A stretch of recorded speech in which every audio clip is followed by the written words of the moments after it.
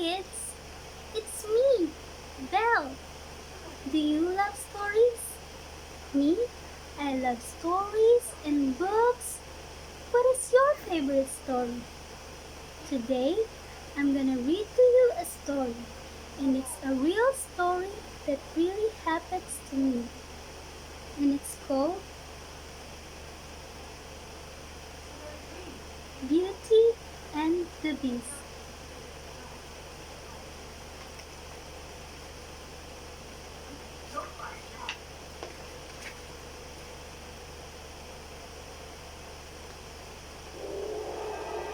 Once upon a time, in a faraway land, a young prince lived in a shining castle.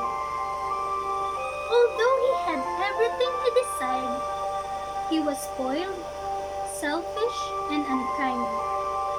One freezing night, an old beggar woman came to the castle. She offered the prince a red rose in return for shelter from the cold. Repelled by her rugged appearance, he sneered at the gift and turned her away. Do not be deceived by appearances, she warned him, for beauty is found within.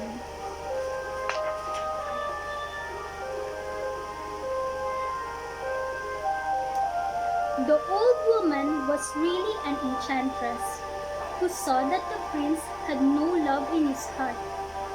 As punishment, she transformed him into a hideous horned beast and placed a spell on everyone in the castle. Then she gave him an enchanted mirror as his only window on the outside world. The enchantress left behind the rose she had offered him, which would bloom until his 21st year. For the spell to be broken, he must learn to love another and earn that person's love in return before the last petal fell. If not, he would remain a beast forever.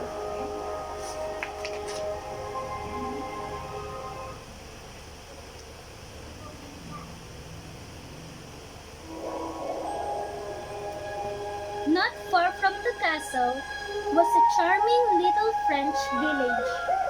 There lived a beautiful girl named Belle, who loved to read about far-off places, daring sword fights, magic spells, and princess in disguise.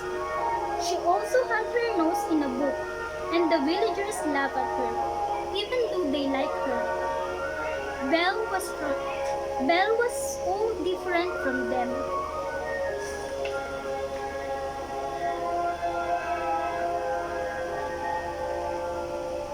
One bright fall morning, Belle crossed the town square. She was too busy with her book to notice handsome, conceited Gaston, from all the other village girls admired. But Gaston had noticed Belle. Now that the girl I'm going to marry, he vowed, she's the only one who's worthy of me. Just then, a loud explosion boomed from Belle's cottage. Papa! She cried, running far home.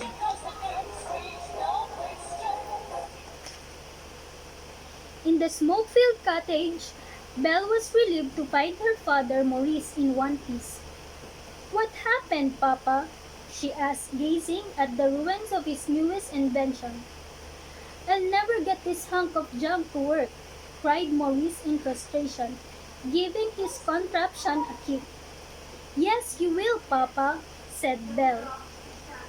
The invention looked like an old armchair on wheels, with a huge engine attached to it. A maze of pipes, whistles, bells, ropes, and pulleys erupted from the back. Inspired by Belle's confidence in him, Maurice seized a tool and went back to work.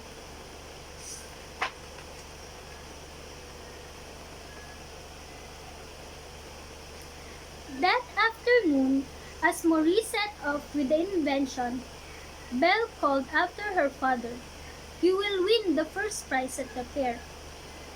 Their patient horse Philippe carried Maurice and pulled the heavy cart behind them. A cold fog soon swallowed up the travelers. Hours later, they were still on the road. Absent-minded Maurice pulled out his map and exclaimed, "This thing is printed upside down! We'll never get there! Come on, Philippe! Let's take this shortcut through the woods."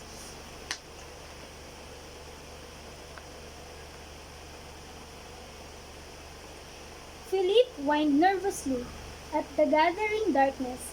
Mist rose around them, and a cloud of bats took flight. Maurice looked back fearfully at the sound of growling wolves, and Philippe reared up in alarm and lunged forward. "Whoa, Philippe, whoa!"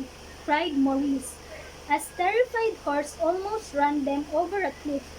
Then Philippe heard a blood-chilling howl and threw off his rider. Dazed by his fall, Maurice stared into the mist after the fleeing horse. Then the sound of approaching wolves roused him to action. He fled down a dark hillside, dodging gnarled branches and knobby roots, until he stumbled on a huge ornate gate, rusty from disuse. Desperate, he wrenched the gate open and fell to it, slamming it behind him just as the wolves attacked.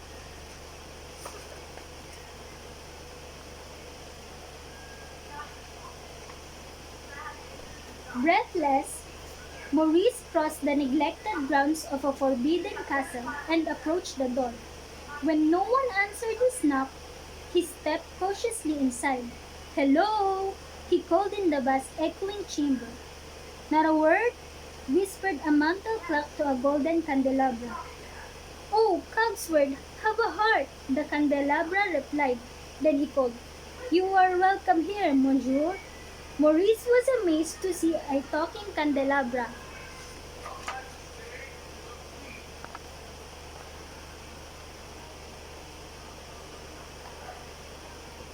Maurice sank into a chair as Cogsworth looked around nervously for his master. Guests were never allowed at the castle. Then a tea cart arrived with Mrs. Potts, the teapot, and her son Chip. Suddenly, a huge hulking figure stormed into the room and loomed over Maurice. "A stranger!" growled a savage voice. Then great cloud Hans seized the terrified inventor and carried him to the dungeon.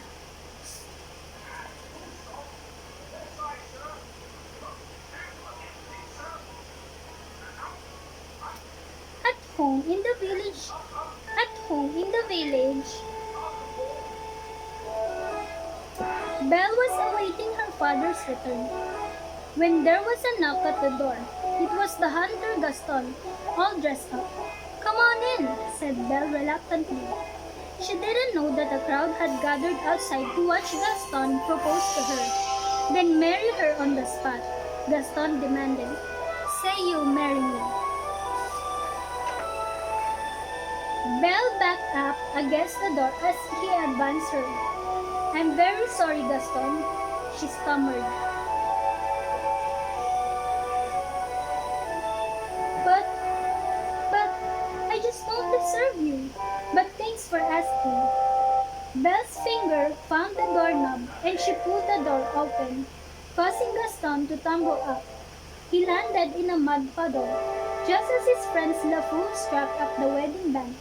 Gaston got up from the puddle. "She's just playing hard to get," he told the staring crowd. Then he stomped away. After the crowd had gone home,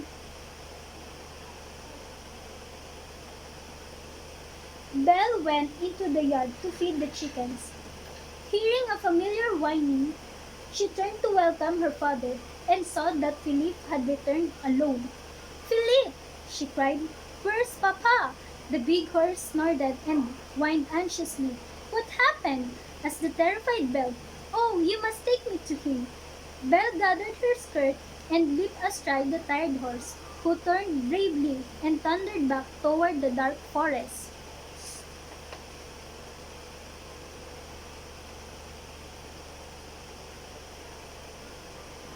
Horse and rider plunged into the gloomy trees. But Philippe slowed down as they approached the crossroad. "Which way, Philippe?" asked Belle. Reluctantly, Philippe headed downhill into the mist-shrouded woods where he had left Maurice. Soon they arrived, soon they arrived at the gates of the Forbidden Castle. "What is this place?" asked Belle in wonder. Timidly, Belle entered the silent castle. "Papa!" she called. "Are you here?" "It's Belle!" Cogsworth, Lumiere, and Mrs. Potts, astonished, followed her silently through the halls.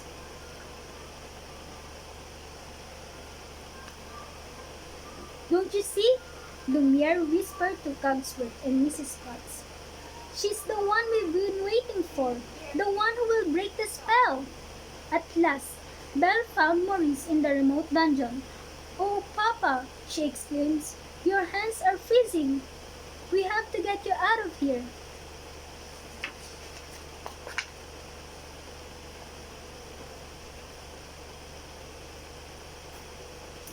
Suddenly, Belle sensed danger and whirled around to see a massive shape in the shadow. "I'm the master of this castle," the beast growled.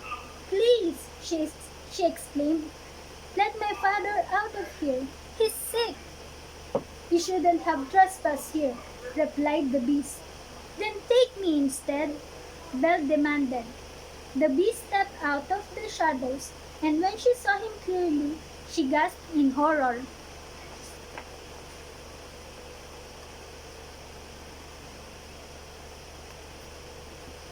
"You must promise to stay here forever," said the beast. "You have my word," Belle replied steadily, despite her fear. "Belle, no!" cried Maurice. "You don't know what you're doing." But the beast dragged him from the cell and took him to the courtyard. "Take him to the village," the beast said to a palanquin which trotted away with Maurice inside. Belle watched from the window, sobbing because she hadn't been able to say goodbye to her father.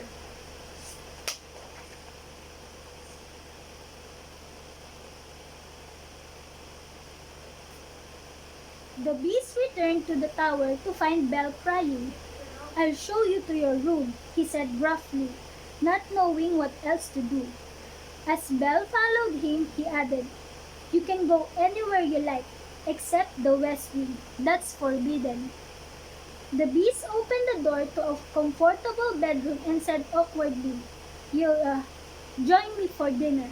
Belle was left alone with the wardrobe, who was thrilled to have a beautiful girl to dress.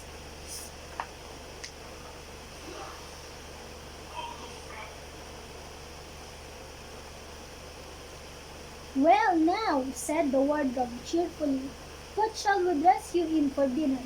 She flung open her doors. "That's very kind of you," said Belle, gazing at herself in the wardrobe mirrored door. "But I'm not going to dinner." "Oh, but you must!" cried the wardrobe anxiously. Just as Cogsworth appeared, "Ahem, dinner is served," he announced importantly.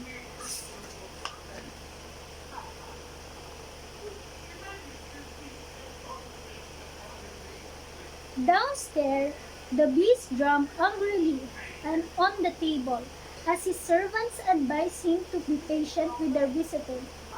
"Master," said Lumiere, "have you thought that perhaps this girl could be the one to break the spell? You fall in love with her, and she falls in love with you, and poof, the spell is broken. We'll be human again by midnight." "It's not that easy, Lumiere," said Mrs. Potts. "These things take time." "It's no use," said the beast. But if she doesn't eat with me, then she doesn't eat at all."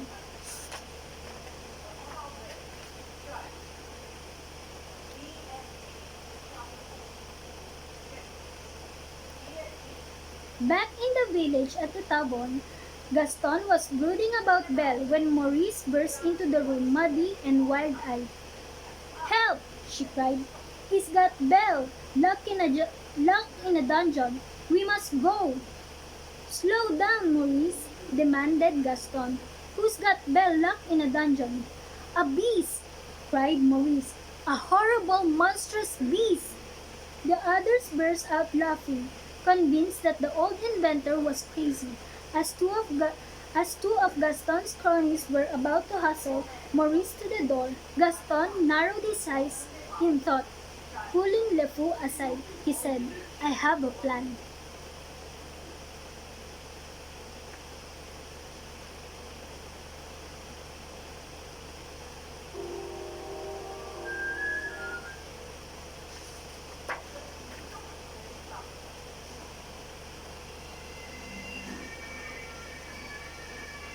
Later that night, Belle got very hungry. She found her way to the kitchen and heard the stove complaining.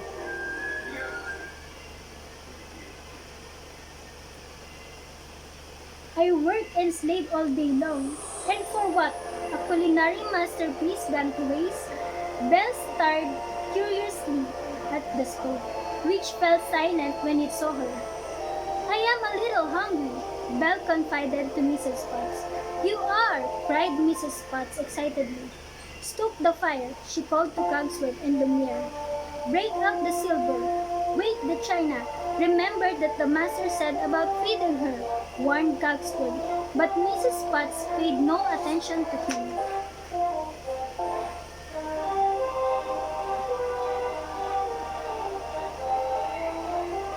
Right this way, mademoiselle, said Lumiere, leading Belle into the dining room. Be our guest. With that, the bottles popped their corks and the dishes began to sing and dance with gusto. As Lumiere conducted, the feather duster formed a lively chorus line that swept up the sputtering Cogsworth. It was a wonderful cabaret show, staged for the castle first guest in 10 years.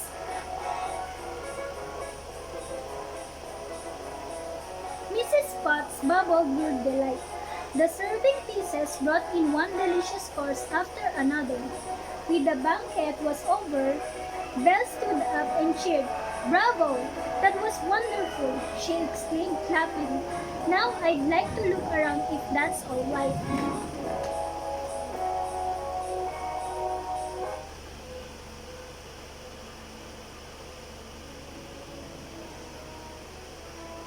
Belle had been warned not to go into the West Wing, but when the others weren't looking, she sped upstairs and entered the beast's lair. The dirty room was strewn with broken furniture, cracked mirrors, ripped clothes, and gnawed bones. The only beautiful living thing was the enchanted rose, glowing inside a bell jar. When Belle reached out to touch the rose, the beast leaped into the room. Why did you come here? He roared. Get out!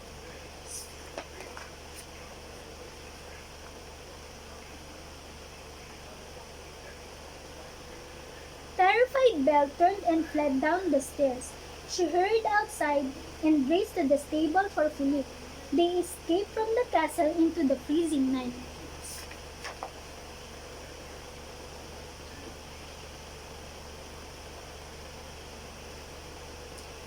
Suddenly, Philippe snorted in alarm, and Belle saw cruel yellow eyes blazing in the dark. The wolves! Philippe broke into a frenzied gallop. Branches tore at them as they reached through the forest, with the wolves following close behind. Philippe reared in terror as a wolf snapped at his heels. Belle was thrown off, and Philippe's rein caught in a tree branch.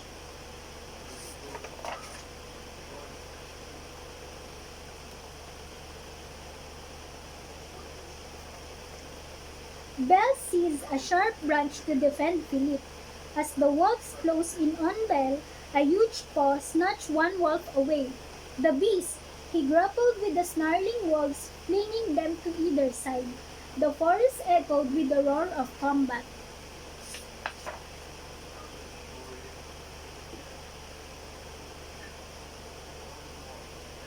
The wolves were no match for the beast's fury.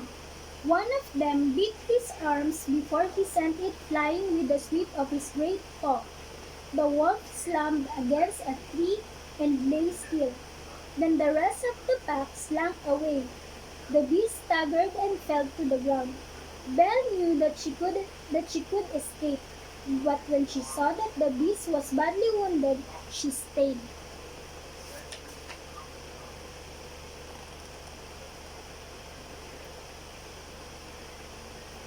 Supporting the beast between them, Belle and Philippe went back to the castle. When Belle tried to put a compress on the beast's arms, he roared, "That hurts!" "If you hold still," said Belle, "it wouldn't hurt as much." "If you hadn't run away," sulked the beast, "this wouldn't have happened." But he let her tie her scarf around his arm as a bandage. "By the way," said Belle, "thank you for saving my life." "Okay, kids, I will just take a rest for a moment and then I will come back to continue the story."